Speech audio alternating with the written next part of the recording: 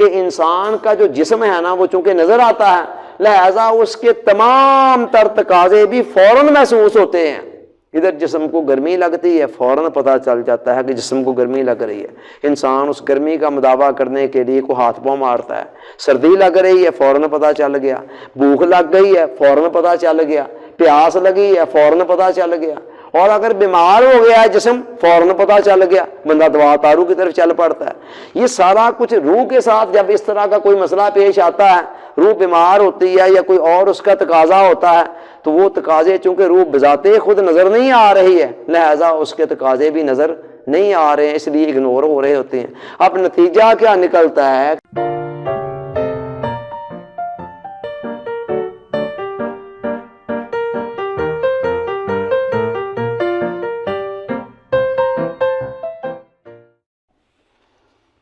نحمدہ ونصلی ونسلم علی رسولہ الکریم، اما بعد فاعوذ باللہ من الشیطان الرجیم، بسم اللہ الرحمن الرحیم۔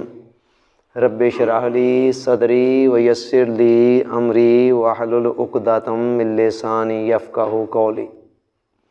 معزز شرکائے بزم اعتکاف 2023، بزم اعتکاف کی یہ نشست جو کہ ماہ رمضان المبارک کی 30ویں شب کے دامن میں منعقد ہو رہی ہے، جو اس رمضان المبارک کی آخری شب بھی ہے اور شب جمعہ بھی ہے، اس میں رات 12 بجے والی اس نشست کے اندر آپ سب کو خوش آمدید کہتا ہوں۔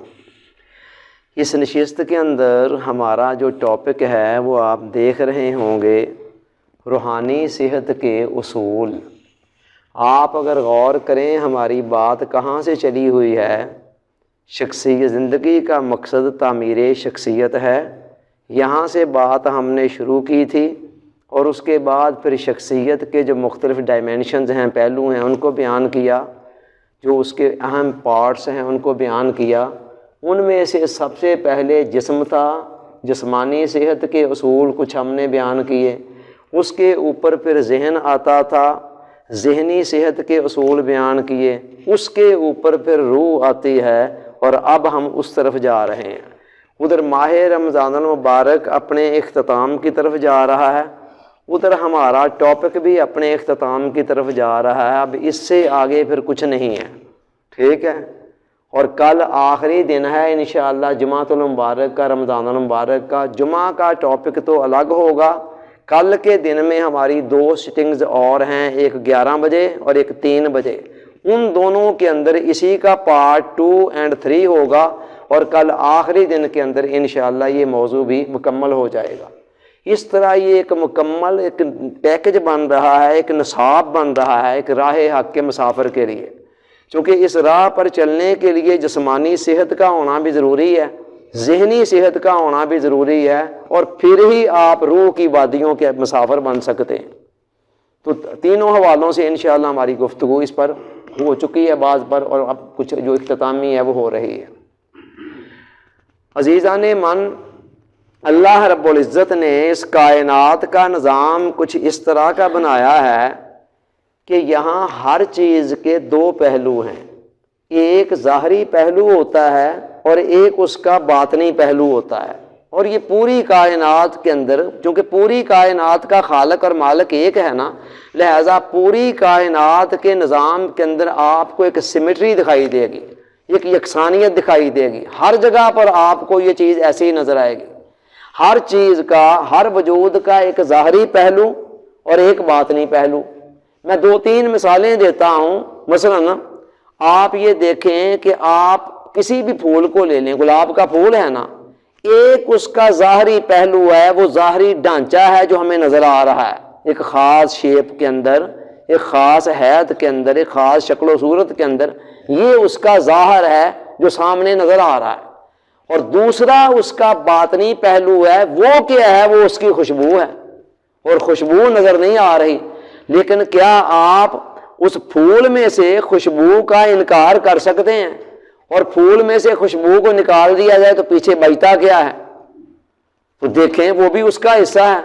اسی طرح آپ کسی پھل کو لے لیں، پھل کا ایک ظاہری ڈھانچہ ہے، ظاہری پہلو ہے، ایک خاص شکل و صورت ہے. مثلا سیب کو لے لیں، ایک پھل ہے نا، اس کی ایک خاص شکل و صورت ہے، ایک خاص حیت ہے، ایک خاص سائز ہے کہ ہم دیکھتے ہی پہچان جاتے ہیں کہ یہ سیب ہے. یہ اس کا ظاہری پہلو ہے. اور اس کے ساتھ ساتھ باطنی پہلو کیا ہے؟ وہ اس سیب کا ذائقہ ہے. اب آپ سیب کے 100 ٹکڑے بھی کر لیں اور ان کا مائکروسکوپک انالیسز کر لیں، آپ کو ذائقہ کہیں نظر نہیں آئے گا کہ کہاں ہے ذائقہ، لیکن اس ذائقے کا انکار کوئی نہیں کر سکتا. تو دونوں پہلوؤں کی اپنی اپنی اہمیت ہوتی ہے. ظاہری پہلو کی اپنی اہمیت ہے، باطنی کی اپنی ہے.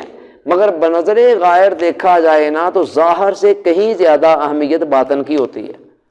سیب کو ہی لے لیں، سیب کے اندر سے ذائقہ نکال دیں، اس کے بعد کسی کو کہیں یہ لیں جی یہ سیب کھائیں آپ، اگر اس میں وہ ذائقہ نہیں ہے وہ کہے گا میں کھاؤں کیا اس میں سے. پھول کو لے لیں، پھول کی ساری قدر و قیمت جو ہے اس کی خوشبو سے ہے. اگر گلاب کے پھول میں سے اس کی خوشبو نکال دی جائے تو پیچھے کیا بچتا ہے؟ ٹھیک ہے کہ ڈھانچہ بچتا ہے، پھر بھی اس کے اندر ایک خوشنما سا رنگ، لیکن وہ اس کی کوئی اتنی قدر و قیمت نہیں ہوتی ہے. تو باطنی پہلو کی جو دکھائی نہیں دیتا ہمیشہ اس کی اہمیت زیادہ ہوتی ہے، اور اصل حقیقت وہ ہوتی ہے. ہم ظاہری پہلو کا انکار نہیں کر رہے ہیں، ظاہری ڈھانچے کی، ظاہری پہلو کی، ظاہری شکل و صورت کی اہمیت اپنی جگہ پر. سیم یہی معاملہ انسان کا ہے. ایک اس کا یہ ظاہر ہے، ظاہری پہلو، یہ ڈھانچہ جو نظر آتا ہے، سر سے لے کر پاؤں تک مختلف اعضاء ہیں. اور دوسرا اس کی باطنی روح ہے جو نظر نہیں آتی ہے. آج تک کسی نے روح کو دیکھا ہے، لیکن روح کا انکار ہم کر سکتے ہیں. جسم کے سارے کمالات اس روح کے مرہون منت ہیں. روح جسم کے اندر ہوتی ہے تو زبان بول رہی ہے، آنکھیں دیکھ رہی ہیں، دل دھڑک رہا ہے، دماغ سوچ رہا ہے، ہاتھ پاؤں حرکت کر رہے ہیں. اللہ حاصل قیاس. یہ سارا کچھ کب ہوتا ہے؟ جب روح جسم کے اندر موجود ہے. جیسے ہی وہ روح جسم میں سے نکلتی ہے، بولتی ہوئی زبان وہیں پر تھم جاتی ہے، آنکھیں بے نور ہو جاتی ہیں، کان سماعت سے محروم ہو جاتے ہیں، ہاتھ پاؤں حرکت سے محروم ہو جاتے ہیں. زبان کو کہیں جی زبان کے ساتھ کوئی چیز لگائیں کھانے پینے والی، وہ ذائقے کو اندر کنورٹ کرنے سے انکار کر دیتی ہے. مزے کی بات یہ ہے بندے کا نام بدل جاتا ہے، اس کا عنوان بدل جاتا ہے. دیکھیں آج مجھے کہتے ہیں جی شفاقت، میرا نام ہے نا شفاقت، کسی نے مجھے مخاطب کرنا ہے شفاقت، ٹھیک ہے، یا میرے متعلق کسی نے کسی دوسرے کو بتانا ہے میرا نام لے کر. لیکن جیسے ہی میری روح نکلنی ہے پھر کسی نے یہ نہیں کہنا ہے یہ شفاقت پڑا ہوا ہے، کہنا جی میت پڑی ہوئی ہے، میت کو غسل دے دیا ہے جی، میت کو نہلا دیا ہے، مردہ پڑا ہوا ہے، یہ میت پڑی ہوئی. حیرانگی والی بات نہیں ہے. چند لمحے پہلے روح اندر موجود تھی تو بندے کا کوئی نام تھا، اس کا کوئی عنوان تھا، اس کی شناخت تھی، اس کی پہچان تھی. ایسے ہی روح باہر نکلی اور ساتھ ہی اس کے لگدے لیندوں نے ہی اس کا نام ٹائٹل چینج کر دیا. میں نے کبھی نہیں دیکھا ہے کہ جناب کو میت پڑی ہوئی ہے تو اس کا نام لے کر کہا جا رہا ہے یہ فلانا پڑا ہوا ہے. تو آپ غور کریں کہ یہ سارے کمالات روح کے ہیں. اچھا اگلی بات یہ ہے کہ جسم اس مادی دنیا کا بنا ہوا ہے. بظاہر جسم اور روح میں ایک تضاد بھی ہے. جسم کسی اور دنیا کا ہے اور روح انٹائرلی کسی اور دنیا کی ہے. دونوں کے تقاضے، دونوں کی نوعیت، دونوں کی نیچر جدا جدا ہے. مگر یہ خالق کائنات کا سسٹم ہے کہ اس نے ایک شخصیت کا حصہ دونوں کو بنا کر کمبائن کر کے ایک جگہ پر جمع کر دیتا ہے. جسم اس مادی دنیا کا بنا ہوا ہے. آگ، ہوا، مٹی، پانی، یہی ایلیمنٹس ہیں جن سے یہ ملا ہے، یا کچھ اور ایلیمنٹس، کچھ گیسیں وغیرہ، ٹھیک ہے. تو لہٰذا اس مادی دنیا کا بنا ہے، چنانچہ اس کے تمام تر تقاضے اور لوازمات بھی اس مادی دنیا سے تعلق رکھتے ہیں. جتنی بھی چیزیں A to Z اس کو کھانے پینے پہننے کے لیے برتنے کے لیے چاہیے، آپ دیکھ لیں ان میں سے ایک چیز بھی ایسی نہیں ہے جس کا تعلق اسی دنیا سے نہ ہو. سبزیاں کہاں سے نکلتی ہیں؟ زمین سے. دالیں کہاں سے نکلتی ہیں؟ زمین سے. اناج کہاں سے نکلتا ہے؟ زمین سے، وغیرہ وغیرہ.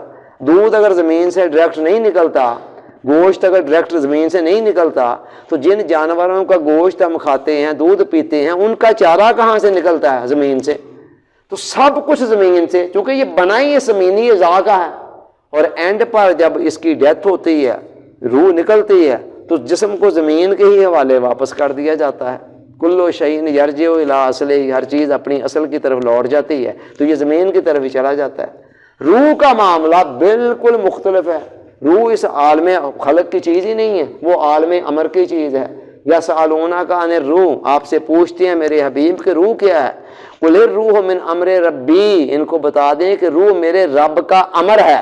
ایک عالم خلق ہے، سدرۃ المنتہا تک سے نیچے نیچے کا عالم عالم خلق ہے جس کا تعلق مخلوق سے ہے، اور سدرۃ المنتہا سے اوپر اللہ کی کمانڈ کا، اتھارٹی کا عالم ہے جسے عالم امر کہا جاتا ہے۔ کہا یہ عالم امر کی چیز ہے، اور دوسری جگہ پر فرمایا وَنَفَخْتُ فِيهِ مِن رُوحِی، میں نے اس کے اندر اپنے نور کا چراغ پھونکا ہوا ہے، یعنی اس کا تعلق اللہ کے ساتھ ہے۔ چونکہ یہ عالم امر کی چیز ہے، لہذا اس کو اس مادی دنیا کے لوازمات سے کوئی غرض نہیں ہے۔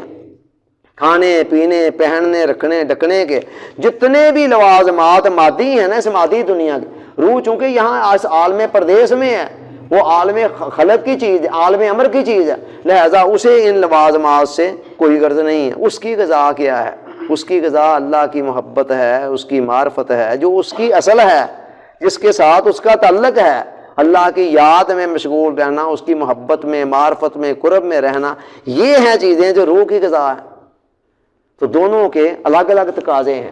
اچھا، جس طرح جسم کو پراپر غذا نہ ملے تو وہ بیمار ہو جاتا ہے، کمزور ہو جاتا ہے، لاغر ہو جاتا ہے، ایگزیکٹلی یہی معاملہ روح کا ہے۔ روح کی بھی جب غذا ہے، روح کو بھی اس کی غذا نہ ملے، یا ملے تو صحیح پراپر نہ ملے، ضرورت کے مطابق نہ ملے، وہ بھی بیمار ہوتی ہے، وہ بھی کمزور ہوتی ہے۔ فرق صرف اتنا ہے کہ جسم چونکہ دکھائی دیتا ہے لہذا اس کی بیماریاں بھی نظر آ جاتی ہیں، اور روح دکھائی نہیں دیتی ہے اس لیے اس کی بیماری کا بھی پتہ نہیں چلتا انسان کو، انسان اگنور کر رہا ہوتا ہے۔ بڑی بات ہی یہ ہے کہ انسان کا جو جسم ہے نا وہ چونکہ نظر آتا ہے لہذا اس کے تمام تر تقاضے بھی فوراً محسوس ہوتے ہیں۔ ادھر جسم کو گرمی لگتی ہے، فوراً پتہ چل جاتا ہے کہ جسم کو گرمی لگ رہی ہے، انسان اس گرمی کا مداوع کرنے کے لیے کوئی ہاتھ پاؤں مارتا ہے۔ سردی لگ رہی ہے، فوراً پتہ چل گیا۔ بھوک لگ گئی ہے، فوراً پتہ چل گیا۔ پیاس لگی ہے، فوراً پتہ چل گیا۔ اور اگر بیمار ہو گیا ہے جسم، فوراً پتہ چل گیا، بندہ دوا دارو کی طرف چل پڑتا ہے۔ یہ سارا کچھ روح کے ساتھ جب اس طرح کا کوئی مسئلہ پیش آتا ہے، روح بیمار ہوتی ہے یا کوئی اور اس کا تقاضا ہوتا ہے، تو وہ تقاضے چونکہ روح بذات خود نظر نہیں آ رہی ہے لہذا اس کے تقاضے بھی نظر نہیں آ رہے ہیں، اس لیے اگنور ہو رہے ہوتے ہیں۔ اب نتیجہ کیا نکلتا ہے کہ جسم تو کھا کھا کر پی کر اور آسائشوں لذتوں کے سامانوں کے اندر پھلتا پھولتا جا رہا ہوتا ہے، مگر روح مسلسل نظر انداز ہو رہی ہوتی ہے، اور اس کی بنا پر اس کے اندر کمزوری، ضعف اور کئی قسم کی بیماریاں بعض اوقات آتی ہیں، مگر انسان کو پتہ تک نہیں چل رہا ہوتا۔ پھر کیا ہونا ہوتا ہے؟ پھر یہ ہوتا ہے یہ جو عدم توازن ہے کہ جسم تو کھا پی رہا ہے، عیش کر رہا ہے، اس کو اس کے تقاضے مل رہے ہیں، روح بیچاری لاغر کمزور ہو گئی ہے۔ یہ جو عدم توازن ہے نا دونوں کے درمیان، یہ چیز انسان کے اندر بے چینی اور اضطراب پیدا کرتی ہے، اور بندے کی سمجھ میں نہیں آ رہا ہوتا کہ یار سارا کچھ ہی میرے پاس ہے، کھانے پینے پہننے کے لیے کھا پی بھی رہا ہوں، موج میلے کر رہا ہوں، پھر بھی وہ کون سا خلا ہے، کون سی بے چینی ہے جو دور نہیں ہو رہی۔ میں اس کی مثال ایسے دیا کرتا ہوں کہ دسترخوان کے اوپر آپ کے سامنے 70 قسم کے کھانے چنے ہوئے ہیں، ہر قسم کا کھانا جناب، فش کی کوئی 5-7 آئٹمیں ہیں، فرائی ہیں، کوئی قورمہ ہے وغیرہ وغیرہ، گرل فش ہے وغیرہ، اسی طرح مٹن کی 5-7 آئٹمیں ہیں، آئس کریم کے کوئی 5-7 فلیورز ہیں، اللہ حاضر کیا کوئی 70 قسم کے کھانے ہیں۔ چلتے چلتے آپ کو پیاس لگ گئی، اب پانی وہاں پر موجود نہیں ہے، پانی ان میں سے سب سے سستا ہے، نیسلے کا بھی آپ لے آئیں تو کم از کم فرائی فش جو آپ کے سامنے پڑی ہوئی ہے، جو مٹن کڑھائی پڑا ہوا اس سے تو سستا ہے نا، لیکن پانی نہیں ہے۔ اب آپ کے اندر بے چینی پیدا ہو رہی ہے، آپ کہیں جی پانی چھوڑیں، جی پانی کیا ہے، وہ تو نیسلے کی 1.5 لیٹر کی بوتل 100 کے اندر مل جاتی ہے، تو لہذا اس کو چھوڑیں، یہ میں کھاتا ہوں 2-3-4 ہزار روپے کلو والا مٹن کھاتا ہوں میں، ٹھیک ہے، لیکن نو، وہ نعم البدل قطن نہیں بن سکتا ہے۔ یہی معاملہ آپ کے اپنے وجود کا ہے۔ اگر آپ کی روح پیاسی ہے نا بیچاری، ٹھیک ہے، اس کو اس کی پراپر غذا نہیں مل رہی ہے، جتنی مرضی ساری دنیا کے عیش و عشرت کے سامانوں کو جمع کر دیں، آپ مطمئن نہیں ہو سکتے ہیں صحیح معنوں کے اندر۔ اطمینان قلب جو جینین ہوتا ہے نا وہ آپ کو میسر نہیں آ سکتا۔ آج کے انسان کا بہت بڑا المیہ یہ ہے کہ سب کچھ باہر جسم کو بڑے جناب ساز و سامان، جتنے بھی ساز و سامان لش پش کرتی گاڑیاں، یہ کس کی ضرورت ہے؟ جسم کی۔ اسی طرح اے سی والے رومز کس کی ضرورت ہیں؟ رنگ برنگے دسترخوان پر کھانے، یہ کس کی ضرورت ہیں؟ جسم کی۔ اب جسم کی ساری ضرورتیں پوری ہو رہی ہیں لیکن روح کی ضرورتیں پوری نہیں ہو رہی ہیں، لہذا روح کے اندر ویرانیاں ہی ویرانیاں ہیں۔ ان ویرانیوں نے انسان کو ایک عدم اطمینان کی کیفیت کے اندر مبتلا کر رکھا ہوتا ہے، اور بندے کو پتہ تک نہیں چل رہا ہوتا کہ میرے ساتھ جو کچھ ہو رہا ہے یہ ہو کیوں رہا ہے۔ امام غزالی رحمۃ اللہ علیہ فرماتے ہیں کہ جو روح کی بیماریاں ہیں نا، وہ جسم کی بیماریوں سے کہیں زیادہ ڈینجرس ہیں، خطرناک ہیں۔ اور وجہ کیا بیان کرتے ہیں؟ وجہ یہ بیان کرتے ہیں کہ جسم کی بیماری آپ کو زیادہ سے زیادہ قبر تک لے جائے گی نا، موت تک لے جائے گی، اور موت نے جب آنا ہے تو ساری بیماریاں بھی ختم ہو جاتی ہیں۔ مرنے کے بعد بھی بڑا مردے کو کینسر ہونا ہے یا اور کوئی شوگر ہونی ہے یا کوئی بی پی ہونا ہے، ساری بیماریاں جسم کی موت تک ہیں۔ جسم کو موت آئی ساتھ ہی ساری بیماریاں فنش۔ تو امام غزالی فرماتے ہیں کہ جسم کی بیماریاں زیادہ سے زیادہ یہ ہے نا، بندے کو موت تک لے جائیں گی، قبر تک لے جائیں گی، مرے گا بندہ تو بیماری بھی ختم۔ لیکن جو روح کی بیماریاں ہیں، روح کو تو موت کوئی نہیں ہے، روح کو جو روگ لگے ہوئے ہیں وہ تو موت کے بعد بھی روح کے ساتھ ساتھ چل رہے ہوں گے، اور کتنی اذیتوں کے اندر انسان گزر رہا ہوگا، مگر اس وقت اس کا مداوع کرنے کے لیے اس کے پاس کوئی حل نہیں ہوگا، کوئی سلوشن نہیں ہوگا۔ تو لہٰذا وہ کہتے ہیں بندے جسمانی بیماریوں سے کہیں زیادہ سیریس روح کی بیماریاں ہیں، ان کو نظر انداز نہ کیا کرو۔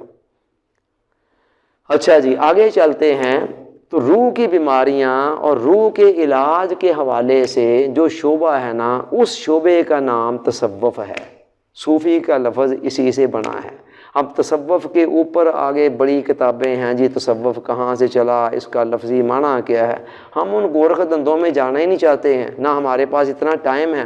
ہم تو سمپلی آپ کو سادہ سادہ سی حقائق بتا رہے ہیں کہ روح کی بیماریاں اور ان کے علاج کے حوالے سے جو شعبہ ان کو ڈیل کرتا ہے نا، اسے ہمارے ہاں تصوف کہا جاتا ہے۔ تصوف، ٹھیک ہے۔ اور اس کے اندر پھر آگے مختلف نام ہیں، مختلف لوگوں نے رکھے ہوئے۔ کوئی کہتا ہے تزکیہ نفس، کہ جی تصوف کا مقصود کیا ہے؟ نفس کا تزکیہ کرنا، اسے پاک صاف کرنا۔ کوئی کہتا ہے تصفیہ قلب، قلب کی صفائی کرنا۔ کوئی کہتا ہے تحلیہ روح، روح کو خالی کرنا دوسری تیسری محبتوں سے، اللہ کی محبت کے قابل بنا۔ اللہ حاصل قیاس، میرے نزدیک یہ مختلف نام جو ہے نا، یہ سارے کے سارے ایک ہی حقیقت کے مختلف نام ہیں۔ میں ان میں کوئی لمبا چوڑا فرق نہیں سمجھتا ہوں۔ بھائی اگر نفس کا تزکیہ ہے نا، آپ کے پاس نفس مطمئنہ ہے، تو پھر سوال ہی پیدا نہیں ہوتا کہ آپ کے پاس قلب سلیم بھی نہ ہو۔ قلب سلیم بھی آیا نا، قرآن نے کہا قیامت والے دن اللہ کی بارگاہ کے اندر کوئی مال و دولت، یوم لا ینفع مال ولا بنون، قیامت والے دن مال اور اولادیں کام نہیں آئیں گی، الا من اتى اللہ بقلب سلیم، بلکہ لیکن جو قلب سلیم لے کر آئے گا اللہ کی بارگاہ میں تو وہ قلب سلیم کام آ جائے گا۔ تو قلب سلیم سلامتی والا صاف ستھرا دل۔ دوسری طرف قرآن کہتا ہے کہ قد افلح من زکاہا، بے شک وہ بندہ کامیاب ہو گئے جس نے نفس کا تزکیہ کر لیا۔ وقد خاب من دساہا، اور وہ ناکام نامراد ہو گیا جس نے اس کو گناہوں تلے دبا دیا۔ تو تزکیہ نفس سے آگے وہ اس کے پھر مراحل ہیں، نفس مطمئنہ پر جا کر ختم ہوتے ہیں۔ تو نفس مطمئنہ ہو گیا، یہ قلب سلیم یا کوئی اور لفظ ہم یوز کر لیں، یہ ایک ہی حقیقت کے مختلف نام ہیں۔ جس بندے کے اندر نفس کا تزکیہ ہو گیا، اس کے اندر کیا قلب جو ہے وہ کوئی اور ہے، وہ قلب سلیم ہی ہے اس کا، اور جس کے یہاں قلب سلیم ہے لازماً اس کا نفس بھی مزکی ہوگا۔ تو لہٰذا آپ اس کو روح کی طرف منسوب کر دیں، قلب کی طرف یا نفس کی طرف، بات ایک ہی ہے کہ تصوف کا مقصود کیا ہے کہ انسان کا جو باطنی وجود ہے نا، وہ گناہوں کی، نافرمانیوں کی، علائشوں سے، داغ دبوں سے پاک اور صاف ہو جائے۔ قرآن نے کہا نا وَذَرُوا بَظَاهِرَ الْإِثْمَ وَبَاطِنَهُ، کہ ظاہری گناہوں کو بھی چھوڑ دو اور باطنی کو بھی چھوڑ دو۔ تو باطن کے جو روگ ہیں ان سے بھی نجات کا حکم دیا گیا، بندہ پاک اور صاف ہو جائے تاکہ وہ جنت کی حسینوں لطیف فضاؤں کے اندر بسنے کے قابل ہو سکے، اور اس کی روح جو ہے وہ اللہ کی محبت اور معرفت کے قابل ہو سکے۔ وہ تو تب ہی ہوگی جب پاک صاف ہوگی۔ گندی مندی میلی کچیلی روح بلا اللہ کی محبت اور معرفت کے قابل ہو سکتی ہے، یا گندا مندہ دل جو ہے وہ اللہ کی محبت اور معرفت کے قابل ہو سکتا ہے؟ یہ اس کا مقصود ہے۔ پھر جس طرح جسمانی بیماریوں کے علاج کے اندر کچھ ایک علاج ہوتا ہے اور علاج کے ساتھ ساتھ کچھ پرہیز بھی کرنا ہوتا ہے. ایگزیکٹلی یہی معاملہ روح کا بھی ہے. روح کی بیماریوں کے علاج کے اندر بھی کچھ ایک علاج بھی کچھ کرنا پڑے گا, کچھ دوائیاں میڈیسن دینی پڑے گی, اور میڈیسن کے ساتھ ساتھ کچھ پرہیز بھی کرنے ہوں گے تاکہ وہ جو میڈیسن کے مثبت اثرات ہیں وہ بد پرہیزیوں کے ذریعے ضائع نہ ہوتے جائیں. شوگر کا پیشنٹ ہے, وہ دوائی بڑے خشوع و خضوع سے اگر کھا رہا ہے اور ساتھ صبح دوپہر شام میٹھا بھی خشوع و خضوع سے ہی کھا رہا ہے تو پھر وہ دوائی کوئی اثر نہیں دکھائے گی. یہی معاملہ روح کی بیماریوں میں کہ آپ عبادت کر رہے ہیں روح کی تندرستی کے لیے, وہ جیسے روح کے لیے وہ غذا کی حیثیت رکھتی ہے نا, یا دعا کی حیثیت رکھتی ہے, عبادت کوئی ذکر فکر وہ کر رہے ہیں اور ساتھ ساتھ گناہ کر رہے ہیں, ادھر سے جو نور پیدا ہو رہا ہے ادھر سے ساتھ ہی ساتھ ضائع ہو رہا ہے. تو لہٰذا یہاں بھی دونوں چیزیں ساتھ ساتھ چلتی ہیں. اچھا, جسمانی بیماریوں کا جو معالج ہے نا اسے ڈاکٹر کہتے ہیں, حکیم کہتے ہیں, طبیب کہتے ہیں, وید کہتے ہیں, یا اور کئی جگہوں پہ کوئی اور نام بھی ہوگا, ٹھیک ہے, جو جسمانی بیماریوں کا معالج ہے. اور جو روح کی بیماریوں کا معالج ہے اس کو شیخ کہتے ہیں, مرشد کہتے ہیں, پیر کہتے ہیں یا فقیر کہتے ہیں. الا حاصل قیاس, جیسے ادھر بیماریوں کے علاج کے لیے بیٹھے ہوئے ہیں اسی طرح ادھر بھی بیٹھے ہوئے ہیں. پھر یہ دیکھیں کہ جسمانی بیماریوں کے اندر ہم دیکھتے ہیں اگر بیماری معمولی نوعیت کی ہو نا, کوئی ابتدائی درجے میں ہو تو سادہ گولیوں سے, ٹیبلٹ سے, کیپسول سے, انجیکشن سے کام چل جاتا ہے یا مرہم پٹی وغیرہ سے کام چل جاتا ہے. مگر جب بیماری سیریس ہوتی ہے نا تو پھر کہا جاتا ہے کہ جی اب آپ نے یہاں آ کر ہاسپٹل کے اندر قیام کرنا ہے, کوئی 1 2 4 دن یہاں رہ کر پراپر طریقے سے آپ کا علاج ہوگا. پراپر طریقے سے وہاں زیادہ ذرا کیئر ہوتی ہے نا, گھر اتنی کیئر نہیں ہو پاتی ہے, گھر اتنا پرہیز نہیں ہو پاتا ہے, نہ اس طرح ٹریٹمنٹ ہو پاتا ہے کہ گھنٹے گھنٹے بعد نبض چیک کی جا رہی ہو, بی پی چیک کیا جا رہا ہو اور اس کے مطابق میڈیسن دی جا رہی ہے, ممکن ہی نہیں ہوتا گھر کے اندر. تو لہٰذا اس کو ہاسپٹل کے اندر. سیم یہی معاملہ روح کی بیماریوں کا بھی ہے. روح کی بیماریاں بھی جب ذرا سیریس ہوتی ہیں تو پھر ان کے لیے بھی ہاسپٹل بنے ہوئے ہوتے ہیں یا ہوتے تھے. تھے کا لفظ میں کیوں استعمال کر رہا ہوں, اس کی وضاحت کرتا ہوں. اچھا, اس جو روح کی بیماریوں کے لیے ہاسپٹل ہے نا ان کو خانقاہ کہا جاتا تھا یا کہا جاتا ہے. خانقاہ, یہ خانقاہیں کیا تھی؟ یہ ماضی کے اندر بہت زیادہ ہوتے تھے. ہر بزرگ کے ہاں کوئی ایک خانقاہ ہوتی تھی. وہاں پر جناب دور دراز سے جو روحانی صحت کے متلاشی ہوتے تھے وہ آتے تھے. اس بزرگ کی زیر نگرانی خانقاہ کے اندر کوئی 10 دن, کوئی 5 دن, کوئی مہینہ, کوئی 15 دن قیام کرتے تھے. وہاں باقاعدہ ان کا کوئی ذکر فکر کے ذریعے سے علاج کیا جاتا تھا, ٹریٹمنٹ دی جاتی تھی, ان کی روح کو طاقتور کیا جاتا تھا. اس کے روگوں سے نجات دلانے کے لیے ان کو دوائیاں, کو مجاہدے, کچھ ریاضتیں کرائے جاتے تھے, ساتھ کچھ پرہیز کرائے جاتے تھے, یہ نہیں کرنا وہ نہیں کرنا وغیرہ وغیرہ. اس طرح کچھ عرصہ رہنے کے بعد جب ان کی روحیں صحت یاب ہو جاتی تو پھر وہ اجازت لے کر چلے جاتے. پھر جہاں جاتے وہاں پر پھر وہ اور کئیوں کا آگے علاج کرتے. الا حاصل قیاس, یہ ماضی کے اندر ہوتا تھا. لیکن with the passage of time کیا ہوا, جیسے جیسے ہر شعبہ زوال کا شکار ہوا تو ہر شعبے کی طرح یہ روحانیت کا, تصوف کا شعبہ بھی زوال سے بچ نہ سکا. اور نتیجہ کیا نکلا؟ پھر رہ گئی رسم اذاں روح بلالی نہ رہی, فلسفہ رہ گیا تلقین غزالی نہ رہی. پیری مریدی تو آج اسی طرح ہے بلکہ اس سے بھی کہیں زیادہ ہے. پیروں کی موجیں لگی ہوئی ہیں, ٹھیک ہے, کھابے شابے ول ہیں, جماندرو پیر پیدا ہو رہے ہیں, پیروں کے ہاں پیر پیدا ہو رہے ہیں, پراڈوں میں پجاروں میں ایشیں کرتے پھرتے ہیں. اور کئی پیروں کو تو میں جانتا ہوں جن کی بیرون ملک لمبی چوڑی جائیدادیں ہیں ماشاءاللہ, یہاں سے اکٹھے کر کر کے پیسے مریدوں سے, جنہوں نے باہر کے ملکوں کے اندر پراپرٹیاں بنا رکھی ہیں. اور ایسوں کو بھی میں جانتا ہوں جنہوں نے ملیں لگا رکھی ہیں, ٹھیک ہے. میں کو ساروں کو تھوڑا جانتا ہوں, جن کو میں جانتا ہوں ان میں سے کوئی ایسے میں نے دیکھے کہ جن کے کروڑوں کیا اربوں کے اندر روپے بازوں کے باہر ہیں. تو اب وہ لوگ بیچارے کیا تزکیہ کریں گے جی, ٹھیک ہے. وہ تو لگی لگائی مسردوں پر بیٹھے ہوئے ہیں, انہوں نے کیا کسی کو طالب حق کو منزل تک پہنچانا ہے.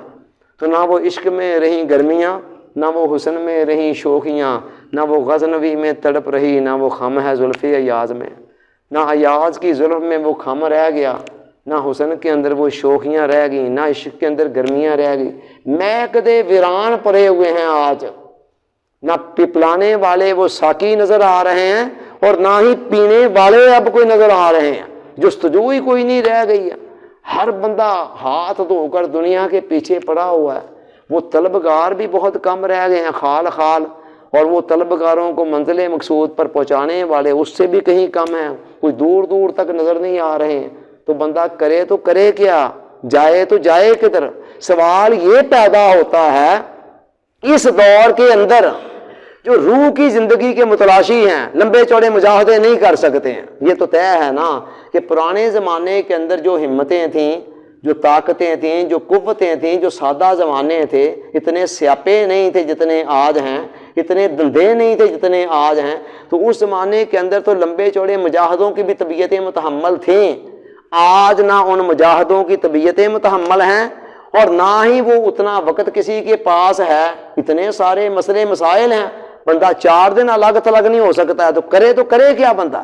ایسے لوگ جائیں تو کدھر جائیں کہ جو بیچارے چاہتے ہیں، ان کے اندر ایک طلب ہے، ایک تڑپ ہے، کچھ نہ کچھ اپنے آپ کو راست روی پر قائم رکھنے کی ایک طلب، ایک تڑپ، ایک تمنا ان کے اندر پائی جاتی ہے، کہیں کہیں ایک جستجو ہے ان کے اندر، لیکن طبیعتیں نہ لمبے چوڑے مجاہدوں کی متحمل ہیں اور نہ ہی کوئی اور بہت زیادہ وقت ایسا ہے کہ بندہ جناب بیوی بچوں کو چھوڑ کر کچھ 6 مہینے کے لیے چلے جائے کہیں۔ تو اب وہ ایسے لوگ کیا کریں، کن کے پاس جائیں؟ ان کے پاس جو لگی لگائی مسندوں کے اوپر بیٹھے ہوئے ہیں، اللہ ماشاء اللہ کوئی خال خال، کوئی سینکڑوں میں ایک آدھ صحیح دانہ بھی نکل آتا ہے، لیکن زیادہ تر پیری مریدی جو سب سے زیادہ نقصان پہنچایا ہے نا پیری مریدی کو، وہ اس چیز نے پہنچایا ہے کہ پیر کے بیٹے نے پیر ہونا ہے، آگے اس کے بیٹے نے پیر ہونا ہے، آگے اس کے بیٹے نے پیر ہونا ہے، اللہ اللہ خیر اللہ۔ تو وراثت کے اندر جب یہ چیز چلے گی تو اس کے بعد پھر الامان الامان اور الامان کیا ہوگا؟ اب سوال یہ ہے کہ ایسے لوگ کدھر جائیں؟ اس سوال کا جواب یہ پیپر ہے جو اس وقت میرے سامنے ہے، دس از دی پیپر، اس کا ٹائٹل ہے سیلف امپرومنٹ پروگرام، بریکٹ کے اندر ہے SIP جو اس کا ایبریویشن ہے۔ یہ پیپر کیا ہے؟ اس پیپر کے اوپر پورے 60 سال کی، اور یہ پیپر پتہ بنا کس دن ہے؟ یہ بنا ہے آج سے 5 دن پہلے جب میری 60ویں سالگرہ تھی، 15 اپریل 2023 کو روزہ تھا، اس دن 24واں، ٹھیک ہے؟ یہ اس دن یہ پیپر بنا ہے، جب یہ پیپر اس دن بنا ہے، اور میں نے اس نیت سے اس دن کمپوز کروایا ہے اس کو، یعنی ذہن میں سارا خاکہ بھی ایک آدھ دن پہلے ہی آ رہا تھا، تقریباً اسی کے دن اتفاق سے ہی کہہ لیں کہ وہ دن بھی اتفاق سے وہ آ گیا۔ میں نے کہا یا اللہ 60 سال تک میری زندگی کے اندر جو نشیب و فراز ہیں، ظاہر ہے تجربوں کے اندر بتھیری غلطیاں بھی بندہ کرتا ہے، مجھے کم از کم اس پیپر کے صدقے میں معاف کر دے، اور اس پیپر کو میرے لیے ایک صدقہ جاریہ بنا دیں، اور کم از کم جو بعد میں آنے والے ہیں نا ان کے لیے آسانیاں پیدا کر دیں۔ اور انشاءاللہ مجھے بڑی امید ہے اللہ کی بارگاہ میں کہ یہ کوئی 1-2 دن کی بات نہیں ہے، اس میں 21ویں صدی کے تقاضوں کو مکمل طور پر ملحوظ خاطر رکھتے ہوئے اتنا کم نصاب رکھا گیا ہے کہ مصروف سے مصروف بندہ بھی جس کو آسانی کے ساتھ پرفارم کر سکے۔ لمبے چوڑے ذکر اور گھنٹوں کے حساب سے کچھ نہیں رکھے گئے، بالکل بڑا مختصر سا نصاب کہ جو چلنا چاہے ذرا آسانی سے، اور ساتھ اس میں کچھ پرہیز بھی ہیں، سارا کچھ ہی اس کے اندر انشاءاللہ اس ایک پیپر کے اندر موجود ہے۔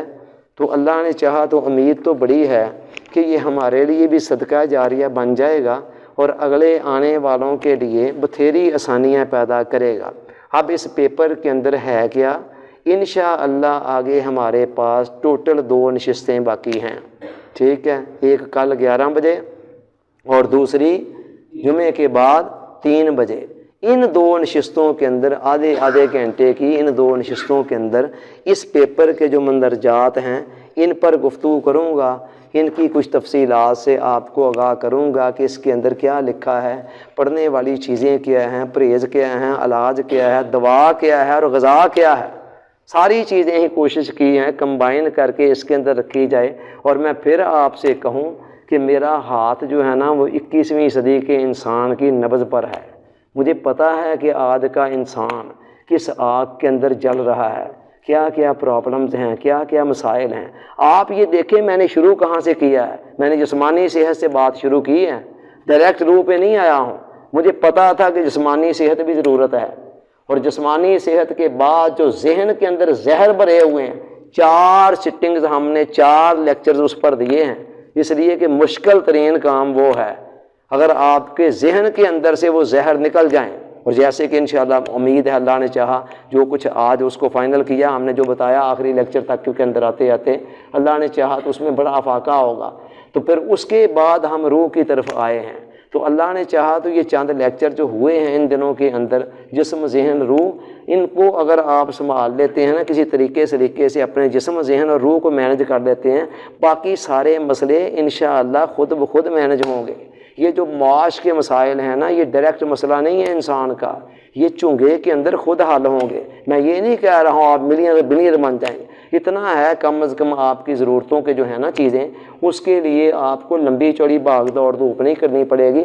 آپ ان پر ڈائریکٹ فوکس نہ کریں، آپ اپنے آپ پر فوکس کریں، اپنے آپ کو اس قابل بنائیں کہ رزق انشاءاللہ چل چل کر آپ کے پاس آئے۔ تو اللہ تعالیٰ آسانیاں پیدا کرے، زندگی رکھے آپ کی بھی میری بھی۔ تو انشاءاللہ باقی گفتگو ہم نیکسٹ لیکچر کے اندر کریں گے۔ وما علینا الا البلاغ۔